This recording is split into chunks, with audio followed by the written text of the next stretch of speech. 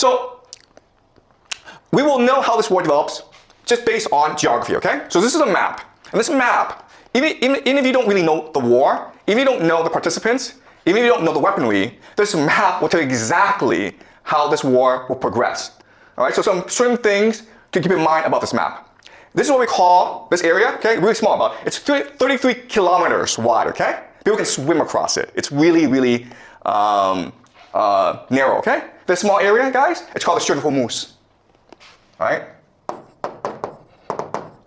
And it's important because it's really the center of the world. This one area is the nexus, the pivot of the world.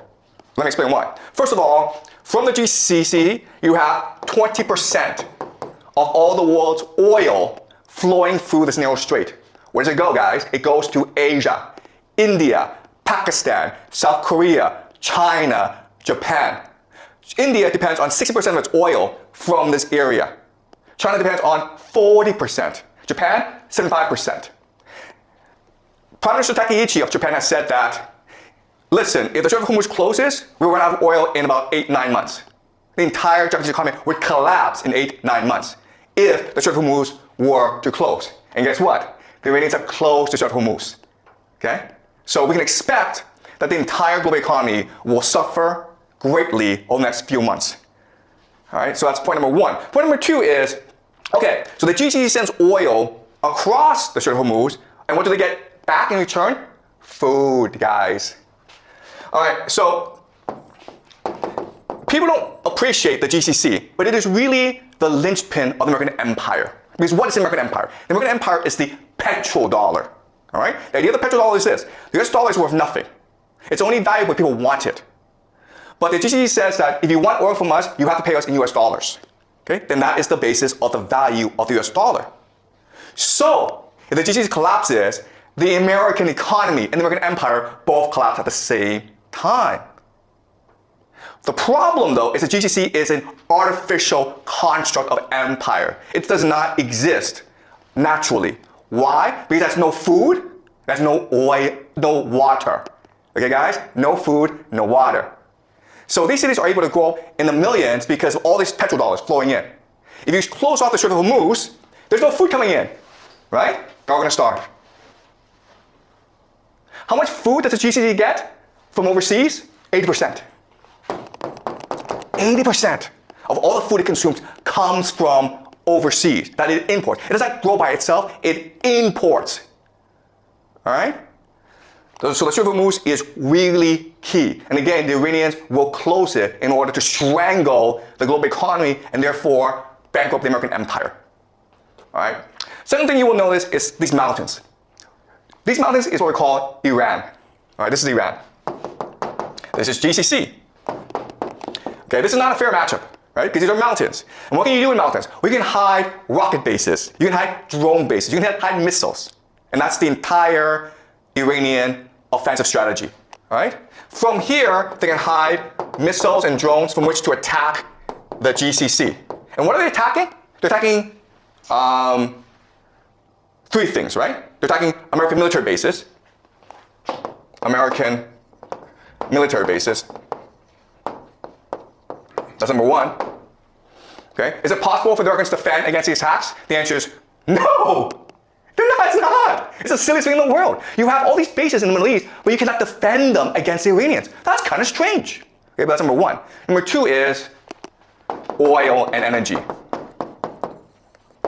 How hard is it to blow up an oil field with a drone? Not hard at all. Can you defend these oil fields? No, you cannot. All right? Number three, and this is most important, is water. Okay? You guys don't know this, but the GCC has little access to fresh water.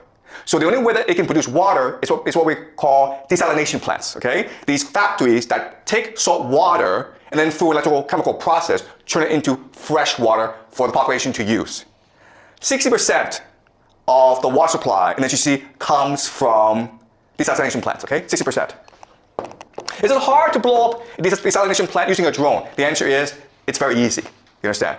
Okay? So you have this absurd situation where Iran is a mountain fortress where it can hide its offensive capacity, and The GCC, it's just this desert, this flat desert, and it is exposed to attack, and there's nothing you can do about it, okay? So at any point in this war, the Iranians can choose to just destroy the entire GCC, and there's nothing that anyone can do about it. Okay, but Iran also has a weakness, okay, and this is fundamental. So Iran also has a water problem, okay? So for the longest time, they suffered a drought issue, okay, just climate change. And so what the plan of the Israelis and Americans is destroy the water supply of the Iranians. Because the fortress, it is a mountain fortress, but it can also be a mountain prison as well, where people are trapped inside with no access to water. Okay, so what we're going to see right now, we're already seeing attacks on civilian infrastructure, hospitals. In the future, you'll see attacks on water supply, on dams, on reservoirs, on power plants. The point, the idea is to make Iran so inhabitable that the people will have to rebel against the people, or there'll be a refugee crisis in Iran. Okay? So as you can see from this map, this war, it is the end of the world. Okay? Both sides have the potential to destroy each other. It's really a question of how far do they want to go. All right? We can also say this is almost a game of chicken. Okay? We can blow each other up. How far do you want to go? And the problem is this. The problem is that the Iranians are Shia, which believes in martyrdom. And you killed the religious leader, the Ayatollah Khamenei. So they're willing to go very, very far. The GCC countries are Muslim, but they're materialistic. They love money. And also, most of the population are expatriates, foreigners. 9% of Dubai are foreigners. Guess what's going to happen if they suffer? They're going to run away. Okay?